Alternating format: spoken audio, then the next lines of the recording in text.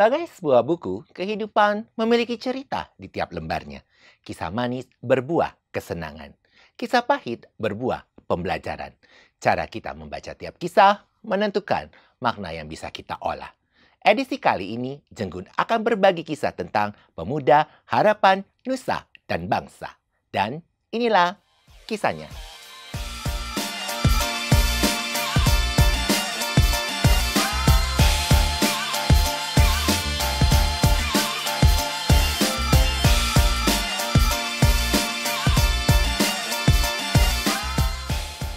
Hai teman Jenggun, hari ini saya kedatangan dua orang spesial karena masih dalam rangka memperingati Hari Sumpah Pemuda dan Hari Pahlawan.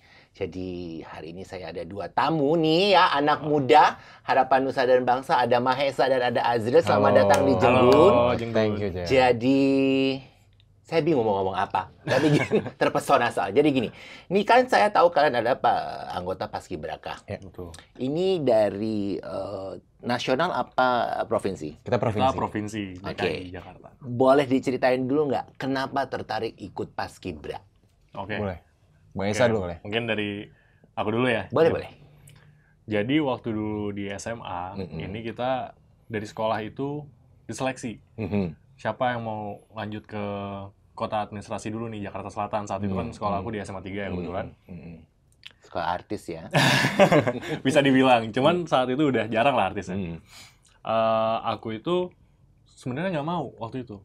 Karena lagi jam istirahat, malah dipanggil untuk seleksi di ruang serbaguna sekolah. Ya, milihnya kantin dong. Ya, Kita betul. ngobrol kan, nongkrong. Tapi akhirnya setelah di ruang kelas, dipilih. Karena postur tubuh saat itu. Mahesa, nanti ikut ya, jam 12 siang ke ruang serbaguna. Ya udah, ikut, seleksi, dites semua, tinggi badan, berat badan. Dapatlah formulir, dapatlah surat cinta nih, undangan. Langsung ke kota administrasi, ke wali kota, di wali kota Jakarta Selatan. Diundang, akhirnya datang, ikut seleksi, terima deh. Awalnya di Jakarta Selatan, di wilayah kan. Keterima, sampai akhirnya ngikutin proses seleksinya selama waktu itu dari wilayah itu sebulan, sampai akhirnya menuju ke provinsi. Loloslah seleksi menjadi calon Paskibraka DKI, calon seleksi. Pas ikut ke karantina DKI selama 3 hari, ya udah ikutin dengan awalnya nggak nyangka karena sama sekali nggak berusaha, ya bisa dibilang ya, sama sekali nggak yang, wah, gue harus dapet nih. Oh gitu. Ya mungkin ketolong postur saat itu. Ya alhamdulillah di DKI keterima deh. Join di 2016 untuk pengibaran tanggal 17 Agustus 2016. Kalau Azril? Kalau aku sendiri, aku dari SMA 53. 53 itu di Cipinang, Jakarta Timur. Oh. Saat itu emang pertama kali aku masuk, aku joinnya teater sebenarnya. Oke. Aku naik teater di SMA aku. Di Kuman Telaga itu emang dia formernya itu anak paskib. Jadi itu cara senior paskibnya nge-approach. Oh ini kayak ada talent bagus nih di teater gitu kan. Namanya Azril, disamperin pas sholat zuhur. Waktu itu dari seniornya nanya kayak berminat nggak buat ikut Paskibraka. Soalnya gue liat-liat nih kayaknya lo oke gitu kan. Lo bisa, kita punya waktu sekitar 3 bulan buat belajar PBB. Nanti bakal ada seleksi Paskibraka. Nah di situ aku pulang, coba ngeliat nih potensi masuknya dan kenapa harus ikut Paskibraka. Jadi setelah aku telaah, secara akademik aku kurang bagus, tapi secara fisik itu emang hobi olahraga. Terus kemudian tingginya pas, terus kebetulan keluarga aku latar belakangnya militer gitu kan. Waktu itu belum punya cita-cita. Jadi plan B-nya adalah Paskibraka, kalau gue jadi tentara bisa kali ya. Ada nilai plus lah. Ada ya. nilai plusnya, iya. Akhirnya ikutlah seleksi tingkat administrasi Jakarta Timur. Kemudian di Jakarta Timur juga ternyata salah satu yang potensial untuk provinsi. Akhirnya lanjut ke provinsi dan diterima. Saat itu saya masuk ke peringkat 7, maksudnya yang paling atas. Dan alhamdulillah waktu pengibaran 17 Agustus 2018 itu juga di pasukan 8 Banjar 3 Saf 1 yang depannya ini depan bawa baki kan. Yes, betul. Tapi jadi basically kalian berdua itu sama sekali tidak ada basic dasar apapun ya kalau boleh paskibra. Karena biasanya kalau yang ikut-ikutan paskibra nih, kalau nggak ikutan ekskulnya pramuka atau PMR nih, nggak tahu zaman kalian masih ada nggak PMR? Kalau zamannya aku ada polisi. Ini Palang Merah Remaja. Bukan Palang, satu lagi PKS. Polisi keamanan patroli keamanan sekolah. Biasanya itu basicnya dari 2 itu tuh. Ini malah tidak ada basic sama sekali, tiba-tiba masuklah ke si pencalon ke seleksi ini gitu. Nah, merasa menyesal nggak ketika masuk di itu? Kan kayak Maesa tadi bilang kan nggak ada tujuan apa-apa nih, gue mau ke kantin, tiba-tiba gue disuruh ke ruang serbaguna gitu. Ngapain sih gitu, buang-buang waktu. Gitu. Mungkin beratnya ketika mulai masuk ya, karena dengan motivasi yang mungkin nggak ada ke arah sana. Kalau tadi Azril bilang mungkin dia senangnya di bidang teater, olahraga dan lain-lain, sama aku juga di olahraga dan mostly nongkrong. Anak SMA ya, anak SMA pada umumnya banget pada masa itu. Anak SMA pada umumnya aja Janggun. Nah, ketika masuk menjalani itu, ya gimana ya, kita yang biasanya nongkrong pulang sekolah itu bisa main-main, ini diharusin kita bahkan izin dari sekolah, disband kan. Kita nggak masuk sekolah, kita dari jam 6 pagi sampai jam 6 sore latihan terus paskibra dari DKI terutama. Tentu berat pertama-tama ngelewatinnya. Adalah rasa-rasa kayak, aduh ngapain sih? Ngapain sih? Gitu. Ada banget itu perasaan kayak gitu. Ya. Tapi ternyata ada hikmahnya di balik itu, Janggun. Kenapa? Karena ternyata aku, mungkin mirip kayak Azril tadi bilang soal akademik kurang, aku ini dulu cukup bandel waktu SMA. Sering cabut-cabutan lah kelas 1. Alhasil di tengah itu, ternyata ada kemungkinan nih aku saat itu hampir nggak naik kelas. Karena perkara absen. Tapi karena ya ini udah jalan Tuhan ya, diterima dari Paskib DKI, akhirnya ada prestasi tersebut, nggak jadi, akhirnya tetap naik kelas. Berkat si Paskibra ini. Tapi kan kalau Azril kan latar belakang keluarga kan karena militer ya. Kalau Maesa kan nggak ada sama sekali gitu ya. Jadi bagaimana menumbuhkan motivasi itu? Gua harus bisa nih. Gitu. Karena ini ya, karena mungkin merasa mungkin saat itu prestasi mungkin dari basket aja, secara akademik bukan yang ranking 1 terus atau gimana, rasanya pengen banggain orang tua. Jadi ketika di tengah-tengah DKI, orang tua tetap nge-push kayak, ayo udah ikut aja, ngapain sih males-malesan bla bla bla bla, harus disiplin gini.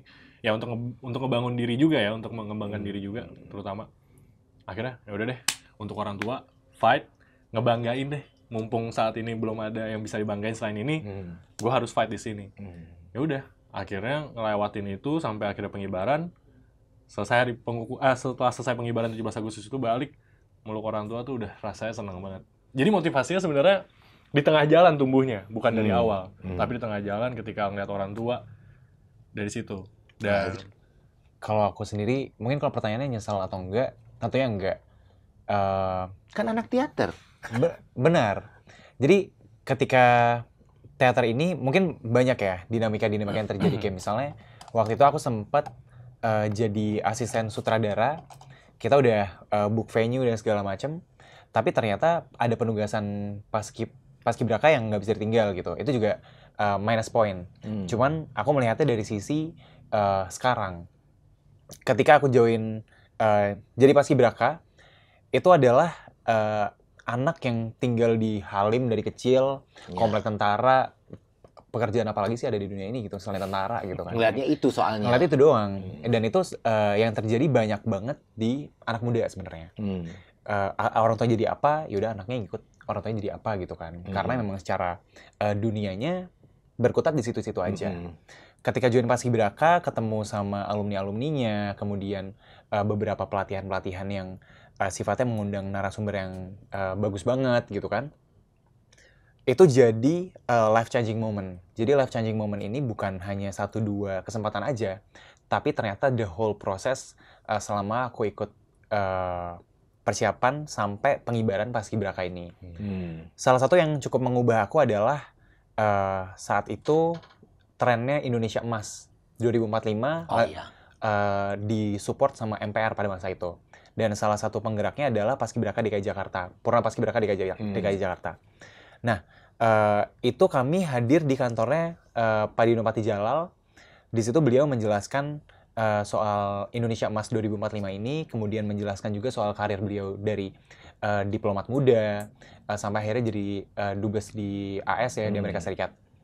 Nah, di situ aku melihat bahwa potensi anak muda yang ikut Paskibraka itu bukan hanya di militer saja, tapi juga jauh lebih luas karena kita dapat exposure yang sifatnya kenegaraan. Kemudian dalam setiap prosesi upacara juga kita melihat ada esensi-esensi tertentu yang ingin ditanamkan dari upacara itu. Nah, di situ yang bikin apa ya? Ibaratnya kalau aku recap lagi pas lulus SMA selama Paskibraka itu dapat apa? Aku jadi tahu poin plus aku itu apa dan pekerjaan apa yang bisa aku nikmati ketika aku udah besar. Nah, salah satunya jadi Paskibraka kan dapat ini ya, uang penugasan. Jadi selama SMA itu ibaratnya kalau kita yang PP ini kita nggak minta duit jajan. Gitu kan. Boleh lah itu dibanggakan ya. Gue nggak minta duit jajan. Untuk selama setahun itu gue dapat gue dapat duit penugasan cuma padahal sih cuma 150.000 kan, tapi ada sebuah pride tersendiri gitu kan. Setelah aku telah ternyata emang poin plusnya itu bukan di rapot atau hasil UMPTN, tapi kemampuan aku untuk mengelola uang yang nggak seberapa itu untuk survive selama jajan-jajan di SMA, termasuk kayak nonton konser, jalan-jalan gitu kan. Sehingga ada kebebasan yang aku dapatkan dari skill aku ngelola uang yang nggak seberapa itu gitu kan. Makanya di situ aku pilih, kuliahnya harus abroad. Karena tadi ya, aku lihat, ternyata international exposure itu sebesar itu untuk mengubah hidup seseorang. Jadi aku pilih buat kuliah di luar negeri, di Malaysia, jurusannya International Business Management. Karena focusingnya untuk gimana kita bisa mengelola uang, gimana kita bisa, planning masa depan kita in terms of business, atau pengaplikasiannya di dunia kerja. Itu yang membuat aku sangat-sangat bersyukur aku pernah jadi Paskibraka DKI Jakarta. Jadi Azril dari SMA langsung ke Malaysia. Kalau Mahesa? Kalau aku sendiri lulus kuliah itu sempat gap year dulu istilahnya. Kita sempat berhenti setahun lah nggak ngapa-ngapain. Ya saat itu sempat kerja freelance ikut sama suami kakak.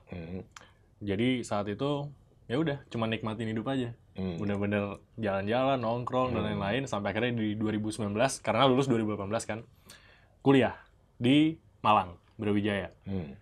Waktu itu ngambil jurusan hukum. Lulus baru banget 2023 kemarin Desember. Ya kalau untuk dari Paskibrakanya sendiri efek yang ke bawah sampai sekarang pastinya jadi makin disiplin sih. Kayak terkait pekerjaan atau gimana kita tuh lebih punctual aja untuk terkait time managementnya pastinya. Terlepas dari hal-hal yang kita nggak bisa kontrol lah ya tentunya, cuman untuk dari diri kita sendiri at least itu jadi kebentuk. Jadi kalau misalkan menghubungin ke yang tadi terkait penyesalan atau nggak ada penyesalan sama sekali. Justru nyesel kenapa waktu itu nggak semangat dari awal. Itu nyeselnya di situ kayak gue harusnya bisa manfaatin lebih baik. Ya. Azril justru dari awal udah bocah ambi. Bisa dibilang ya kan? Bisa dibilang. Nah, ini kan momen itu kan momen ya bersejarah lah dalam hidup kalian, ya kan? Nah, selama pembekalan apa yang kalian dapatkan? Pembekalan Paskibraka ya? Boleh. Oke. Kalau dari aku sendiri pembekalan Paskibraka itu mungkin lebih mendominasi ke latihan PBB-nya. Cuman menurut aku yang lebih meaningful itu ketika kita belajar table manners, kemudian kita belajar bagaimana kita menyampaikan isi pikiran kita dengan keadaan yang ibaratnya kita nggak nyaman. Kan kita panas terik matahari, kemudian dimarahin sama seniornya gitu kan. Karena kan kita harus cepat gitu kan. Harus cepat, terus makan banyak tenaga. Tapi di satu sisi kita harus bisa mengkomunikasikan apa sih yang kita perlu. Kita tuh kurangnya di mana. Bagaimana kepelatihan yang kita jalani ini bisa lebih efektif sehingga waktu yang kita punya efisien untuk satu pasukan gitu. Nah, itu sih yang aku dapatkan. Jadi skill set yang emang bikin kita at least berani berbicara untuk diri kita sendiri dulu. Kalau kita capek, ini sering ada rhetoric questions yang muncul ketika kita latihan Paskibraka. capek nggak, mau istirahat nggak gitu kan. Tapi belum waktunya istirahat. Nah, Pancingan ya. Pancingan iya banget. pancingan. Menguji nih, ini anak-anak ini kuat mental atau Bener. enggak nih sebenarnya ketika Bener. ditanya capek atau enggak. Benar. Benar, ibaratnya ada unwritten rules yang ternyata peraturan pertama adalah calon paskibraka selalu salah. Nah, peraturan kedua, jika senior salah, kembali ke peraturan pertama. Nah, itu adalah peraturan yang Nggak tertulis yang harus nggak tertulis kita... harus kita taati gitu kan. Ya sama lah di dunia Iya. bekerja juga ada peraturan itu. Iya. Kan. Boss is always right, jadi senior pun selalu benar. Benar, betul. itu dia. Dan jadi ketika kita menyadari posisi kita dan ada rhetoric questions yang sebenarnya nggak perlu dijawab gitu kan, kita jadi berani stand untuk statement yang udah kita kasih. Misalnya kita capek gitu kan, Kak izin minum misalnya, Kak izin minum. Perasaan baru minum sejam yang lalu, nggak kuat Kak. Udah itu kan nggak kuat ini udah sebuah statement. Lo kalau misalnya lanjutin, kita nggak dapat apa-apa. Sehingga bisa nguntungin satu pasukan kita. Akhirnya Betul. semuanya minum. Nah itu menurut aku satu hal yang mungkin kalau misalnya aku nggak ikut paskibraka, aku tidak menyadari how powerful being being vocal is- being vocal. Iya, karena ketika lu ngomong misalnya tadi kayak Adri bilang, nggak kuat Kak. Iya. Lu paksa Kak juga either satu tim ini makin disiplin Betul. or ada yang pingsan Betul. nih. Ada pingsan ya. Kalau Bikin kenapa-napa. repot lagi kan. Benar. Ya udahlah akhirnya mau nggak mau kan ya udah statementnya lu berani statement gua nggak kuat nih. Iya benar. Ya kan? Gitu. Nah, yang melatih pada angkatan kalian ada militernya nggak? Ada apa? Kan kalau dulu pada zaman era 80-an itu kan latihannya tuh ya untuk provinsi, untuk nasional tuh di Cibubur. Iya. Ya betul. Ya kan? Itu kan yang melatih itu kebanyakan adalah memang pasukan pangaman presiden kan. Iya. Nah, di kalian masih ada nggak dari militer yang ikut campur atau masih langsung purna paskibranya sendiri? Masih ada. Masih ada. Campur Yes, tangannya dari betul. TNI. Kalau Kita kebetulan aku angkatan 2016, Azril tuh 2018. Oh, jadi juniornya. Iya. Yes, Ya, junior. benar. Jadi kita emang nggak beda jauh juga. Jadi mungkin eranya masih sama ya pengurusannya dan ini masih mirip. Jadi kalau dari DKI sendiri itu kita mulai berhubungan sama pihak angkatan, kita latihan sama militer itu di mungkin seminggu 2 minggu terakhir ya. Yes, Pas kita udah betul. mulai latihan di Iya. lapangan Irti Monas. Iya. Itu baru kita di handle intensifnya bahasanya. intensifnya lah. Intensifnya itu banyak sama Nih. TNI. Kalian kan ibarat kata nih, kalian adalah Gen Z ya. Iya. Beda dengan aku ya. Aku kan Gen X. Nah, ini kan banyak banget ada stereotip bahwa kalau dengan Gen Z itu kan ribet nih gini ya. Oke. Secara mentally ataupun attitude, ya Oke. kan? Beda banget. Nah, ini kan kalian dilatih oleh militer nih. Iya. Mereka ngelihat apa nih di mata? Mungkin kalian bisa ngeliat lah bahwa dari yang melatih bahwa oke, kita mau dididik apa. Nah, dari kalian nih, dari kacamata kalian sebagai Gen Z, apa yang dilakukan oleh si pelatih-pelatih ini terhadap kalian membuat mental kalian down atau malah merasa kalian gua harus bisa. Oke. Kalau di paskibraka sendiri kan kita dominannya pekerjaan fisik ya. Nah, di situ kita mungkin karena masih muda, saat itu kan 18 tahun kan lagi prime-prime-nya anak SMA gitu kan. Mending 18 tahun, masih 16 tahun. Masih itu. 16 tahun malah. Bahkan masih 16 Kita belum tahun. nggak punya SIM gitu. KTP belum jadi. KTP belum jadi, masih Masih KTP anak kali, warna pink. masih di RT. Nah, terus di situ ketika adrenalin itu yang bikin kita tuh ngerasa tertantang. Dan ternyata setelah kita di posisi sekarang, ketika kita lihat anak SMA, oh emang anak SMA tuh emang suka ditantang ya gitu kan. Mungkin itu yang setidaknya saya rasakan ketika di pelatihan paskibraka. Kehadiran adanya personel militer, pertama untuk pengawasan, kemudian untuk menjaga standar baris berbarisnya, itu juga menjadi salah satu indikator kami dari peserta itu mendapatkan sebuah ibaratnya ada supervisornya. Ada supervisor yang kalau misalnya seniornya salah, ada yang akan menegur mereka. Kalau dari aku sendiri, aku merasa ada sisi dari keamanan, dari security. Itu pertama. Kemudian kedua, bahasanya kalau yang masih populer pada saat itu, nggak ada yang disiplin tertinggi adalah disiplin tentara ya. Nah, dari acuan itu, kita sebagai anak muda kita jadi punya sosok untuk ini nih standar yang harus kita capai. Karena kalau misal kita lihat senior, kadang-kadang anak SMA tuh waktu aku SMA ya, aku tend to ngerendahin apa sih nih, berisik doang, marah-marah aja gitu kan. Agak skeptis ya. Agak skeptis terhadap sama senior sendiri gitu. Tapi ketika dihadirkan sosok yang profesional, ya, betul. kita jadi melihat oh ini nih, ini standar yang harus saya penuhi.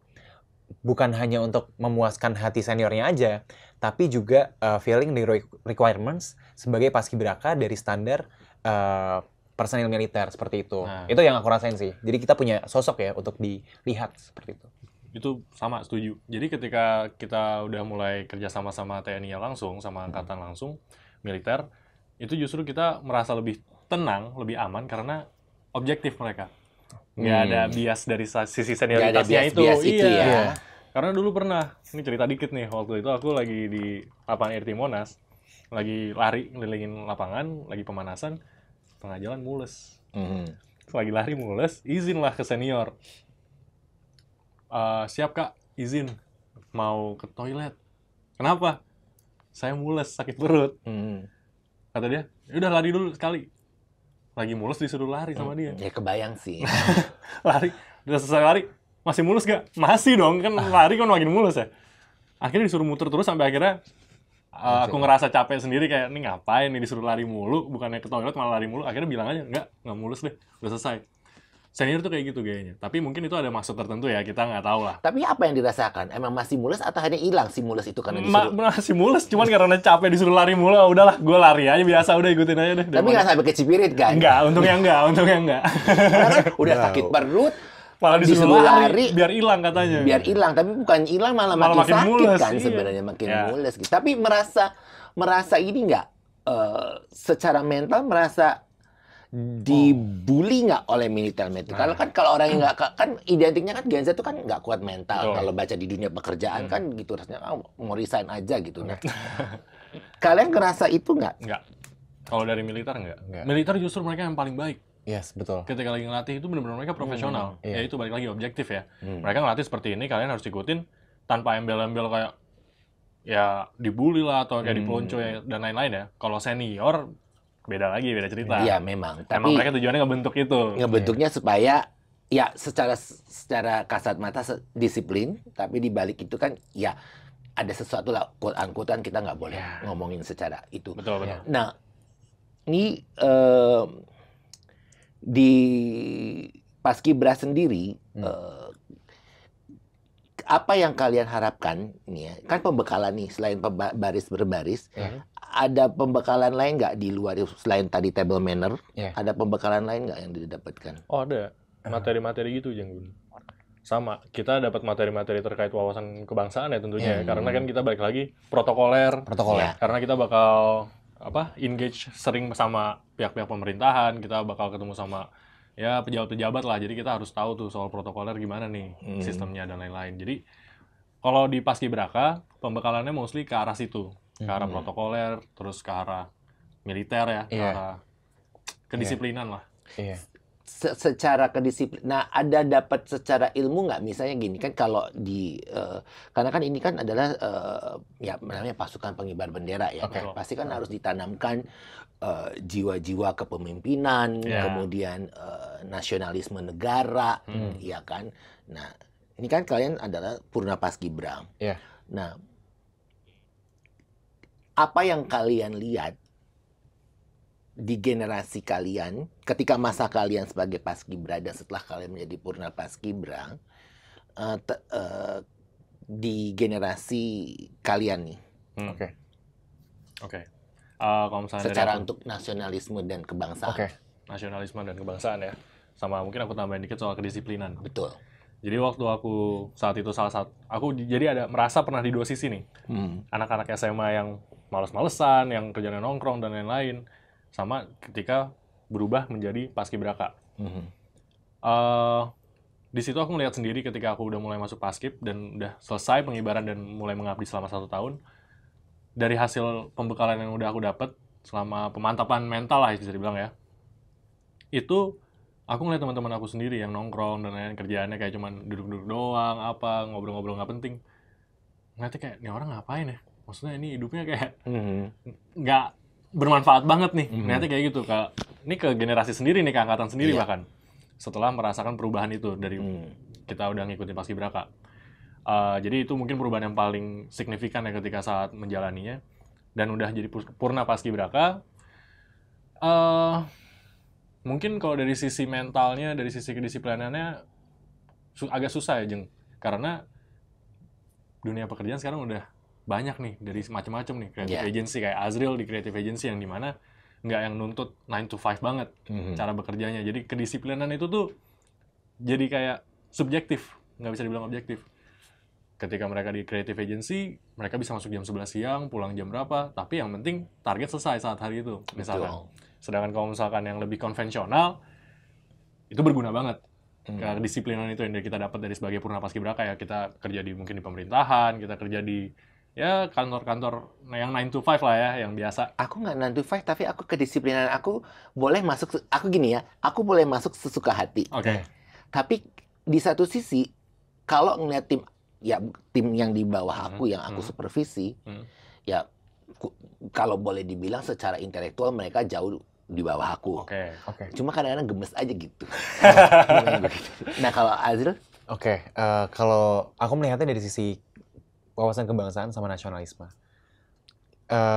Ketika aku masuk Paskibraka itu, memang aku ekspektasinya adalah pasti ini secara nasionalisme akan meningkat. Ibaratnya kalau di SMA, PKN udah nggak usah baca buku lah, gitu kan. Guru PKN tuh udah pasti suka gitu kan. Paskibraka masa nggak bisa jawab gitu. Nah, ekspektasi ini yang coba dipenuhi. Kemudian dari segi intelektualitas wawasan kebangsaan, memang gimana caranya kita filling the requirement sebagai anak muda ketika ditanya pendapatnya soal Indonesia, Pancasila, kita bisa menjawab tanpa harus ngecek buku. Karena kita belajar dan mencoba untuk memahami konsepnya gitu kan. Konsep Pancasila itu sendiri. Bukan sekedar menghafal. Bukan sekedar menghafal. Nah, ketika sudah menjadi purna, kalau aku sendiri sih aku mulai sadar kenapa pemerintah tuh sangat sekarang ya mulai kembali vokal terhadap ideologi Pancasila ini. Contohnya kan ada BPIP ya. Nah, BPIP ini menjadi salah satu jalan bagi pemerintah di mana cara ideologi Pancasila bisa tetap terjaga. Dan ketika sudah menjadi purna Paskibraka, bahkan belum bekerja aja, masih SMA, nggak semuanya memandang wawasan kebangsaan itu adalah hal yang penting. Karena kita mulai digital, kita mulai open to the world gitu kan. Bahkan makin kesini kok agak susah ya bilang sushi itu adalah makanan Jepang gitu kan. Karena saking terbukanya dunia sekarang, maka wawasan kebangsaan menurut aku, dan dari yang aku lihat dari orang-orang, mereka melihat itu menjadi mempersempit jalan mereka untuk berkembang terhadap dunia yang mulai terbuka gitu. Nah,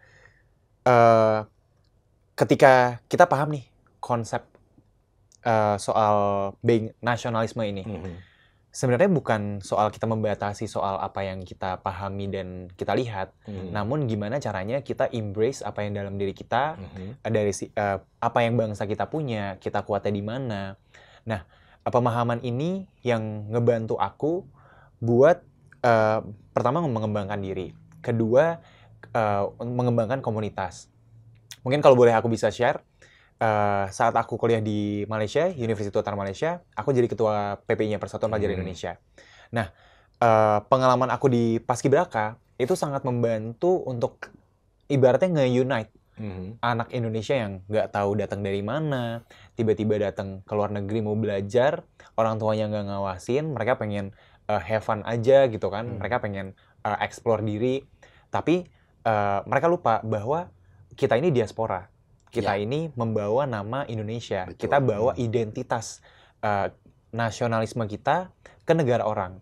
Sehingga ketika kita beraktivitas, orang-orang nggak ngelihat kita sebagai personal. Ketika kita dulu, itu yang terjadi ketika kita abroad ya.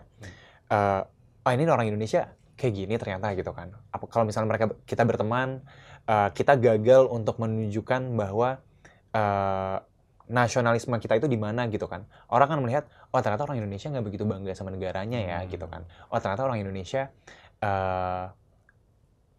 agak sembrono ya gitu kan. Agak sembrono, cuman impressions yang coba kita bangun secara komunitas adalah saat aku menjabat, gimana caranya kita komunitas Indonesia bisa menunjukkan bahwa kita itu orang-orang yang kreatif, terbuka terhadap budaya, kemudian kita bisa membawa budaya kita tanpa batasan-batasan yang kita miliki saat di luar. Salah satunya gampangnya jokes. Dari segi lucu.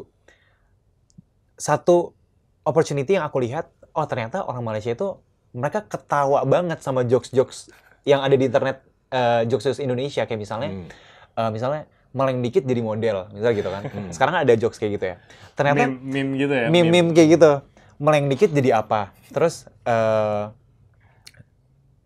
kata-kata frase-frase yang seperti itu Malaysia tuh nggak punya. Tapi mereka tuh paham maknanya gitu kan. Jadi kita coba bikin branding gimana caranya anak Indonesia itu dikenal sebagai anak-anak yang asik, lucu dan humoris gitu. Tapi tetap Dan nasionalismenya itu. Nah benar, tetap nasionalisme, sehingga ini menjadi sebuah attractions bagi teman-teman lokal untuk mau berteman sama orang Indonesia. Sehingga pas kita bikin event-event soal budaya, mereka mau datang karena sense of friendship mereka. Nah, hal inilah yang aku lihat sebagai bentuk apa ya? Bagaimana sebuah rasa nasionalisme bisa membantu kita untuk mendevelop community yang kita punya. Ya, Yes. apalagi kan kamu di Malaysia yang secara quote-unquote kan kadang-kadang kita kan suka berseteru ya. Yes, betul. Itu yang mesti dijaga dengan baik secara Betul, nasionalisme karena ya tadi kan karena apa-apa dikit kan kadang suka diklaim. Yeah, Secara benar. quote-unquote kan suka diklaim nih. Yeah. Karena yang sejujurnya itu punya kita secara nasionalis diklaim gitu. Yes. Oh. Kita nanti ngebahas itu lebih detail. Sekarang aku pengen tahu nih kan kemarin kan ada viral rame nih. Yeah. Ya kan? Ada salah satu ya selebriti lah Oke. yang sempat mencuatkan itu bertebaran kok di Reels atau sampai di mana bahwa menyesal nih ya Oke. kehidupan masuk Paskibra gitu dan kemudian banyak pemain itu ada juga yang mantan Purna Paskibra yang juga berkomen di situ bahwa enggak kok kita juga senang-senang aja gitu. Iya. Nah, kan kalian pernah mengalami nih, Iya. Ya. merasakan hal yang sama dialami oleh si seleb itu atau beda nih? Ya. Atau mungkin bisa ngomong nggak kok gitu. Iya. Apa yang kalian rasakan? Kalau aku sih jauh banget, Jeng. Dari kata-kata menyesal itu ya. Nggak tahu kenapa dia mikir menyesal ya. Ya, Mungkin itu ada makanya. hubungannya sama dia seleb, terus dengan kelakuan yang seperti apa jadi sangkut pautkan, oh kok Purna Paskibraka kayak gini. Mungkin ada bully-bullyan seperti itu ya kalau di dunia entertain yang mungkin kita nggak ngerti. Yang mungkin kita nggak tahu sudut pandangnya seperti apa. Cuman kalau saya secara personal, menurut aku dari apa yang dia dapat, nggak ada hal yang patut untuk disesali sih dari Paskibraka. Dari sebagai Purna Paskibraka tuh nggak ada yang patut disesali karena semuanya sangat-sangat bermanfaat kalau menurut aku ya. Berbicara dari orang yang saat itu merasa ngapain sih ikut gini? Ya, awalnya kan. Awalnya. Tapi setelah udah ngelewatin, udah berhasil sampai saat ini, detik ini, banyak banget manfaatnya, Jung. Dari sisi koneksi, terus kedisiplinan, wawasan kebangsaan yang tadi kayak Azril mention, itu tadi aku juga sebenarnya cukup tertarik tuh pas denger ketika dia di Malaysia seperti apa. Jadi itu hubungannya wawasan kebangsaan sama nasionalisme sama Gen Z, Jung. Iya dong. Kenapa tuh? Ya dikemas jadi fun. Ya. Dengan adanya Gen Z ini justru kita nambahin unsur fun-nya itu. Nggak yang kaku, nggak yang apa. Tetap pada normanya, tetap pada prinsipnya, tapi lebih fun. Karena Gen Z ini, kita ini. Iya. Jadi itu, kalau misalkan dibilang, jadi kalau misalnya dibilang nyesel, nggak sih. Kita nggak ada nyesel sama sekali. Justru malah Lebih bangga. seru ya kayaknya. Ya. Seru. Bangga banget. Iya. Bangga banget. Kayak kita bisa bilang, oh iya, gue Purna Paskibraka, gue tahun 2016. Kayak gitu. Kayak Ada pride ada sendiri pride lah, tersendiri, ya. alhamdulillahnya. Nah, Iya. yang kemudian kan yang kemarin juga heboh Iya. soal hijab. Ini Iya. agak-agak tepi jurang nih gue ngomong oke. kali ini ya. Tapi Serius nggak nih, mulai apa-apa. serius. Mulai serius. Tapi karena memang itu kan rame banget. Aku tuh orang yang paling tidak suka membahas itu karena itu balik lagi ke privasi masing-masing ya. Yes. Dan kenapa harus itu diributkan? Toh sebelum-sebelumnya juga ada kan Oke. ketika era yang sudah mulai reformasi dan orang mulai boleh berhijab itu kan paskibranya pun ada dan dimodifikasi supaya tetap mengikuti kaidah, Betul. ya kan?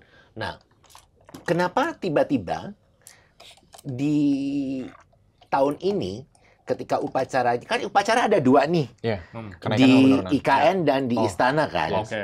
Itu kan di waktu yang sama kan. Iya. Terus tiba-tiba sebelum itu terjadi tiba muncullah polemik-polemik ini gitu. Apa yang terjadi gitu? Kenapa? Apakah memang itu perlu dibuat polemik atau nggak perlu gitu? Atau cuma dihembus-hembuskan aja supaya ada kontroversi gitu? Kalau pandangan aku pribadi, ini kan apa ya? Mungkin yang terjadi ya. Ini kalau asumsi aku bahwa sebelumnya Paskibraka itu dinaungi sama PPI, Purna Paskibraka Indonesia. Namun aku kurang tahu spesifiknya kapan mulai berpindah ke BPIP. BPIP itu yang untuk yang akan mendidik soal ideologi Pancasila, itu mereka yang bertanggung jawab soal Paskibraka sekarang. Nah, BPIP juga menjadi subjek utama pada saat itu. Kenapa ini? Oh, ini disuruh BPIP-nya gitu Itu kan. kepanjangannya apa BPIP? BPIP Sorry, aku juga nggak ngeh arti kepanjangannya apa. Jujur lupa. Iya, aku juga takut salah ya. Iya, takut salah. Sepertinya Tapi sudah, ya udah, Ya, nanti kita aja ingat kita- badannya aja. Badannya aja. Badannya namanya BPIP. BPIP. Itu yang intinya untuk mengedukasi soal ideologi Pancasila. BPIP ini, jadi semua arahan Paskibraka dari seleksi sampai pelaksanaan upacara itu dinaungi sama BPIP. Bahkan seleksi Paskibraka pun sekarang yang tadinya dinilai dari juri Paskibrakanya, sekarang dari orang BPIP-nya yang menilai dari by score dan sebagainya dan seterusnya. Kalau yang aku asumsikan adalah mungkin karena mereka it's about people management ya. Ketika ada yang berhijab bertanya, terus kalau misalnya rambut standarnya sekarang seperti ini, terus kita yang hijab seperti apa? Mungkin itu yang terjadi. Sehingga mungkin arahan dan jawabannya ya udah sesuaikan aja. Jadi ya udah lepas dong berarti. Mungkin itu yang bias ya, ambigu Iya, jawaban itu. ambigu. Iya. Mungkin itu Peraturannya nggak jelas. iya, dan mungkin itu yang terjadi di lapangannya sehingga ketika mereka di makeover dan mereka harus tampil, orang-orang nggak sadar bahwa loh kok jadi lepas hijab gitu kan. Dan kalau saya melihat dari sisi peserta ya, ketika kita jadi paskibraka, kita tuh penuh dengan pressure. Kita takut salah, kita harus keep maintain stres kita. Gimana caranya biar ketika kita upacara, langkah kita tuh nggak keliru gitu kan. Sehingga kalau misalnya ada hal-hal yang membingungkan, kita take literal aja. Karena kita takut salah.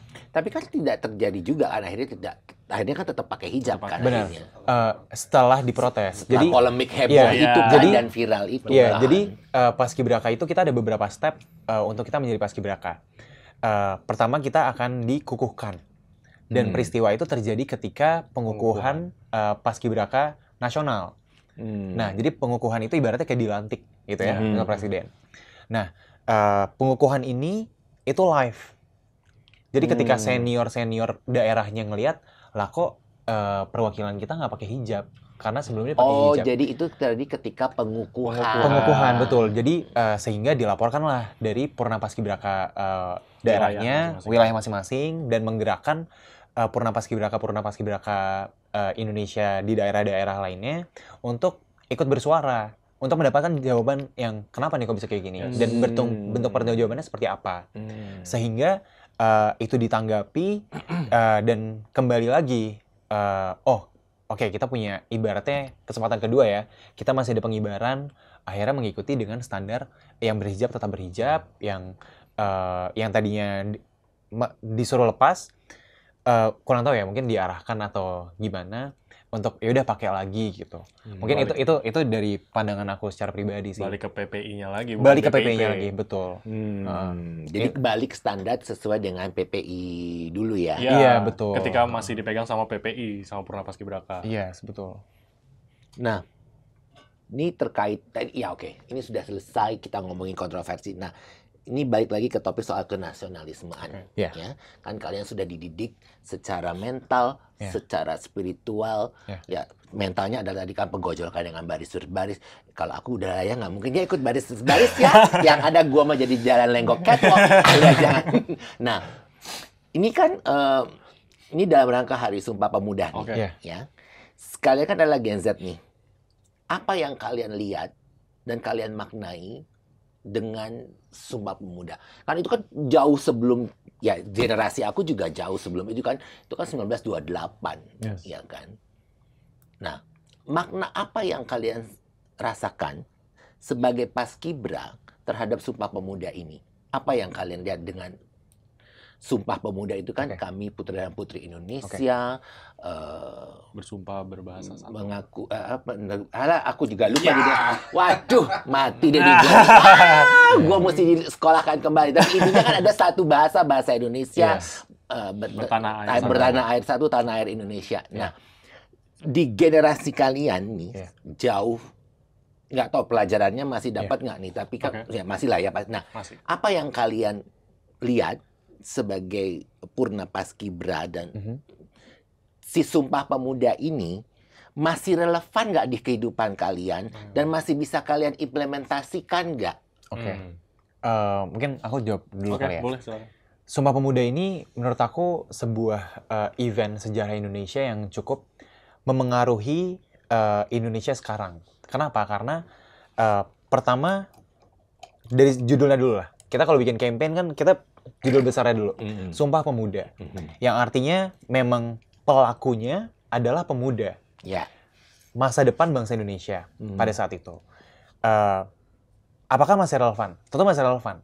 Sekarang kita dari Sabang sampai Merauke, kita punya beribu-ribu bahasa daerah, tapi ketika kita pergi kemanapun, kita tetap bisa berbahasa Indonesia. Dan ini adalah benefits yang tidak dimiliki semua negara. Contohnya di Malaysia sekarang itu bahasa Inggris menjadi salah satu bahasa utama. Kemudian 3 etnis terbagi jadi Melayu, Cina, dan India. Ada orang Cina yang nggak bisa bahasa Melayu, nggak bisa bahasa Inggris. Sepanjang hidupnya berbicara bahasa Cina. Begitu juga dengan India. Dia bahasa Tamil ya. Yang orang Melayu juga, ya of course dia nggak bisa bahasa Tamil dan nggak bisa bahasa China gitu kan. Sehingga mereka harus dipersatukan oleh bahasa lagi, ibaratnya oke, kita ambil jalan tengahnya, kita bahasa Inggris ya, kayak gitu. Sedangkan bangsa Indonesia, kita udah punya sumpah itu dari tahun 28. Oke, kita bahasa persatuannya bahasa Indonesia. Everywhere we go, we speak bahasa Indonesia. Apakah masih relevan? Tentu masih relevan. Karena itu yang menjadikan bangsa Indonesia itu yang sekarang. Kita menjadi negara yang influential di dunia, kita menjadi pelaku industri di negara kita sendiri dan bisa go internasional. Itu semua karena literatur bahasa Indonesia. Dan menurut saya, kalau misalnya seandainya di masa depan 100 tahun lagi, sumpah ini sudah tidak kita gunakan dan kita lupakan, akan terjadi kebingungan di tengah masyarakat kita. Kita travel ke sana sini, mungkin nanti di Indonesia udah punya bandara lebih banyak lagi. We travel a lot to island, tapi kita bingung ngomong bahasa apa. Bahasa Inggris bisa jadi ada sebuah daerah yang kita lebih suka bahasa daerah kita, kayak Perancis misalnya.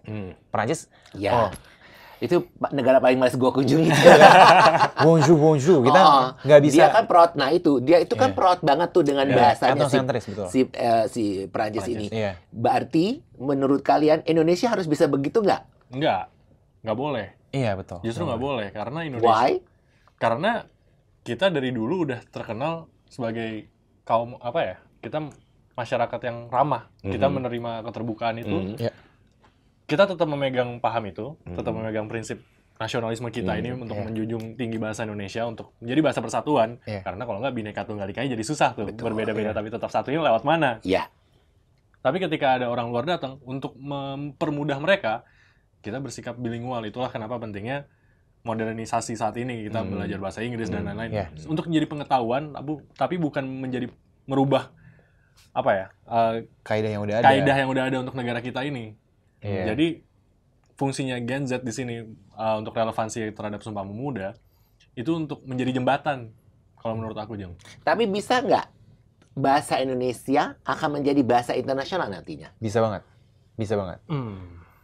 Bahasa Indonesia jadi bahasa internasional, apakah bisa? Tentu bisa. Pertama, Indonesia itu negara besar. Ya. Kita mungkin negara berkembang, tapi kita itu negara yang besar banget gitu. Kita influential di dunia. Kemudian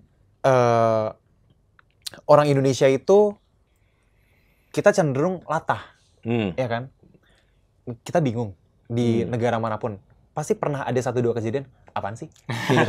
Pasti. Apaan sih? Apalagi kalau udah mulai ngomongin orang itu, mulai dia pakai bahasa Indonesia. Iya kan, mau ngomongin orang. Nah, disitulah apa ya, jadi bentuk daya tarik orang Indonesia ketika mereka ada di luar negara. Nah, kemudian sosok-sosok yang sekarang mulai berkembang, kita ambil dari music, Nicki misalnya. Nicki sama Rich Brian. Mereka orang Indonesia. They coming with new branding. Oh, they're Indonesians, but they grow their music in America. Itu menjadi magnet lagi nih untuk bahasa. Oh, berarti kita harus coba nih bahasa Indonesia. Ada ibaratnya ada gold, ada diamond bahkan yang dari Indonesia dikirim ke Amerika. Tapi kok baru gedenya di Amerika, berarti there's a lot of diamond in Indonesia, gitu kan? Tentunya ini jadi kesempatan dan memungkinkan untuk bahasa Indonesia untuk go global. Itu sih menurut aku. Kalau Mahesa? Oke, kalau menurut aku sendiri mungkin agak berbeda nih sama Azril nih. Kalau aku sendiri cukup skeptis kalau misalnya mau dibilang bahasa Indonesia menjadi bahasa internasional. Terlepas dari besarnya negara kita, kuatnya negara kita, mungkin secara bahasa cukup sulit untuk menjadi bahasa internasional kayak mungkin sekarang Mandarin, bahasa Inggris itu sendiri, atau bahasa Spanyol ya sekarang. Karena lingkup negara-negara yang menggunakan bahasa Indonesia itu nggak sebanyak mereka. Kalau misalnya bahasa Inggris, ya banyak ya. Dari Amerika sendiri ada Amerika Utara, Amerika Selatan. Commonwealth ya. Commonwealth apalagi. Terus kalau Spanyol ya seluruh Amerika Latin hampir pasti pakai bahasa Spanyol. Sedangkan kalau Indonesia, bahkan kita sama Malaysia aja atau Singapura, itu udah bukan pakai bahasa Indonesia, bahasa Melayu kan. Melayu, tapi sebenarnya kan frasa Melayu itu kan adalah sama dengan bahasa Indonesia, walaupun ada beberapa yang artinya beda kan. Kita ngomong ini di Indonesia artinya ini, di sana artinya beda. Betul. Jadi kalau misalkan dari aku sendiri, mungkin influence atau pengaruh yang bisa kita kembangin lebih jauh untuk mempengaruhi seluruh dunia itu mungkin bukan dari sisi bahasa, tapi lebih dari sisi budayanya yang aku percaya. Kalau misalnya untuk bahasa mungkin ya masih belum tentu deh kayaknya. Tapi nggak apa-apa. Ya nggak apa-apa. Berarti aku keren banget mimpinya nih. Kan mimpi harus setinggi mungkin dan kalau memang bisa diwujudkan kenapa enggak ya kan. Nah sekarang nasionalisme. Hari Pahlawan. Apa yang kalian rasakan? Jadi makin kesini makin gede tuh makin udah hari nasional aja gitu. Wah, hari libur. Hari libur nih gitu. Cuti kita gitu. Cuman again kembali Hari Pahlawan itu mungkin karena kita paskibraka ya. Itu menjadi sebuah pengaruh tersendiri ketika gimana kita melihat hari-hari nasional. Kita kembali reminiscing lagi soal kenapa sih hari ini bisa ada gitu kan.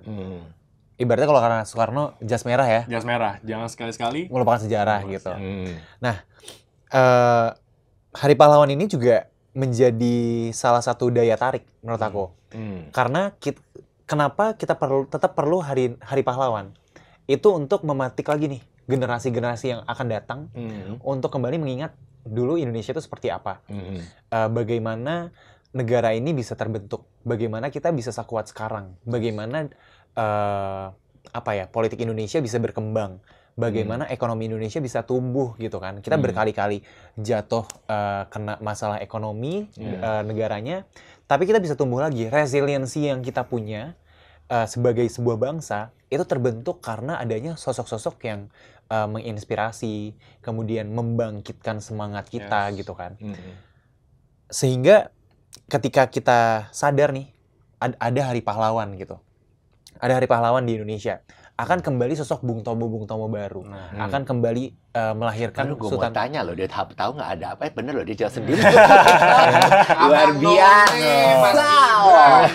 Valid berarti ya? Gue Valid baru berarti mau ya? nanya loh, kamu tahu nggak makna Hari Pahlawan itu siapa yang Jangan diperingati? khawatir. Ternyata dia langsung menjawab Bung Tomo.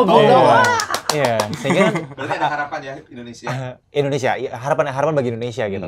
Sehingga kita akan punya Bung Tomo baru, Sultan Syahrir baru, Sayuti Milik baru, bahkan Ismail Marzuki baru gitu kan. Agus Salim baru. Kita akan terus melahirkan banyak talent-talent yang akan melahirkan sejarah yang lebih besar lagi dari Hari Pahlawan. Oke, nih ini nggak tahu apa kalian tahu nggak ya, tapi di Yogyakarta, mungkin itu karena salah satu keistimewaan Yogyakarta ya. Jadi yang aku tahu dan memang menurut temanku yang orang Jogja, jadi hanya di Yogyakarta setiap hari pukul 10 pagi semua kegiatan harus berhenti dan mereka harus berdiri. Apapun yang terjadi itu akan dikumandangkan lagu Indonesia Raya. Oh iya. Oke. Ya. Aku pernah mengalami itu dan kaget. Ketika aku pikir loh ini hari besar. Jadi ketika aku lagi di bandara sampai mau lagi nunggu koper, tiba-tiba pengumuman nih. Nah, menurut kalian apa yang ada di Yogyakarta bisa maksudnya gini, Bisa yang ada di Yogyakarta jika diberlakukan di seluruh Indonesia setiap hari pukul 10 semua kegiatan harus berhentikan untuk menumbuhkan rasa nasionalisme itu. Kita berdiri menyanyikan lagu Indonesia Raya.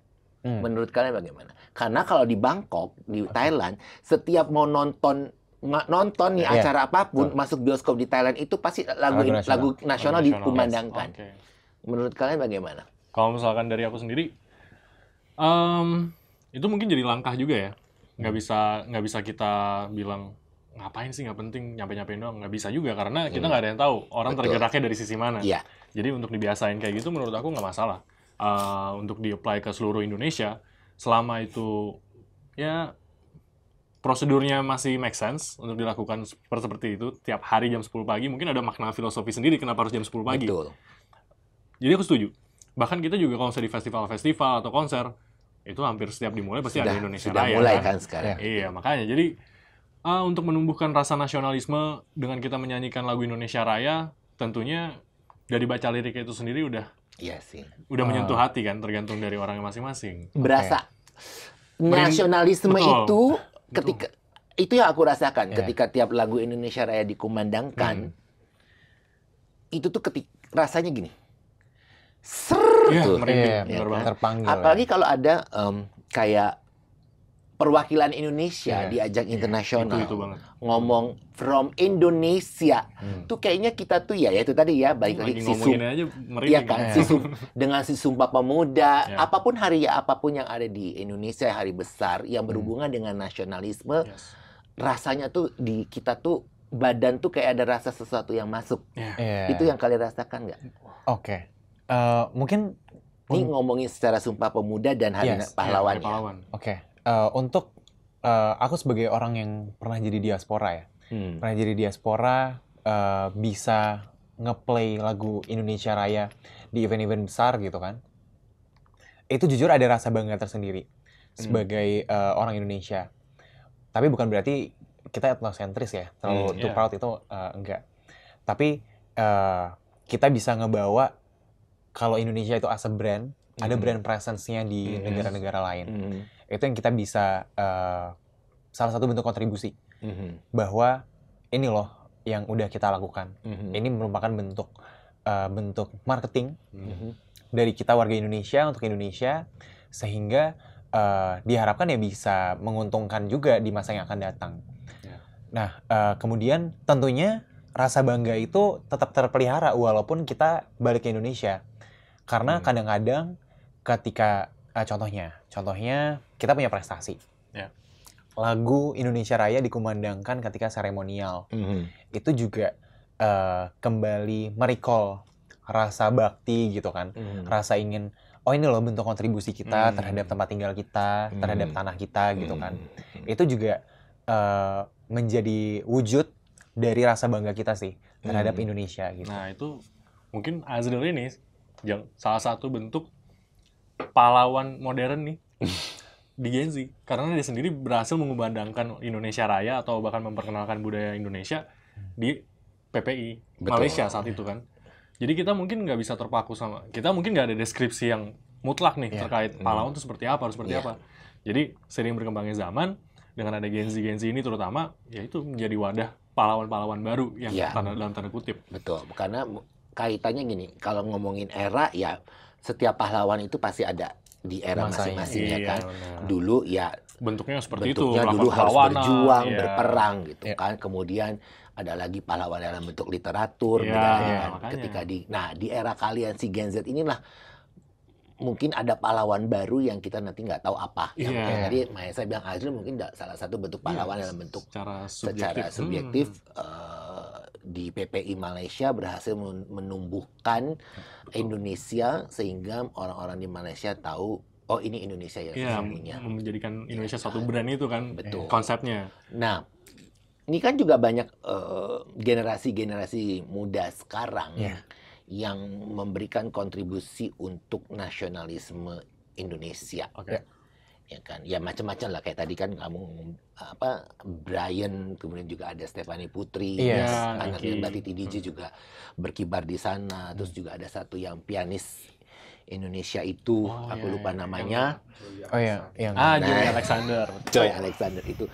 Nah, terus juga ada yang kemarin mungkin juga kita lihat kan bahwa setiap 17 Agustus Alfie Rev mengeluarkan video klip rasa cinta air, rasa cinta kepada Indonesianya dengan bentuk mengembalikan ke Indonesia sebelum ada Indonesia, jauh sebelum ada Nusantara pun, karena itu kan adalah sejarah lampau Indonesia. Gitu sama kan. ini juga gold medalist di Olimpiade Paris kemarin. Olimpiade kan? Paris juga kemarin Yang speed juga climbing dari speed Indonesia. climbing yang duluan dapatkan. Kemudian rasa bangga itu juga 1992 ketika Indonesia menyandingkan emas badminton putra dan putri Alan dan Susi itu kan buat kita kan itu membawa suatu. Nah, terakhir nih sekalian apa yang bisa kalian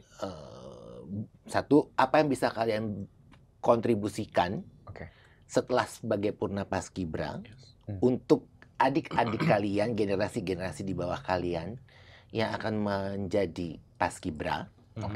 Kemudian yang kedua, apa yang bisa kalian berikan sebagai generasi muda untuk nasionalisme Indonesia di masa depan? Azril mau duluan? Boleh Esa.